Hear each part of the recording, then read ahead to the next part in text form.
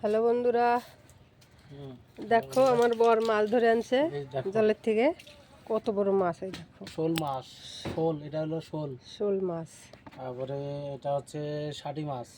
আর কি মাছ পাইছো? আর এই যে হচ্ছে ফলি, তারপরে যে পুঁঠি।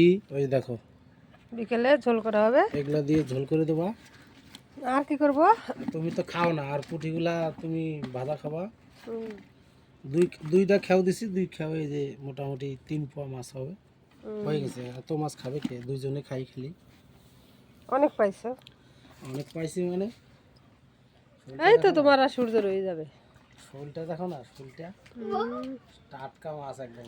ওই দেখো, ওই দেখো। সেই রান্না করে দেবো চাটে পুটে, হাত হাত তো সব ছিঁড়ে ছুঁড়ে খাইয়ে নেবা। জিহ্বা কোথায় কোথায় ঢুকে সেটা তো জানোই। জিহ্বাটা কোথায় কোথায় ঢুকে, জিহ্বা সব জায়গায় ঢুকে। ঠিকই কর।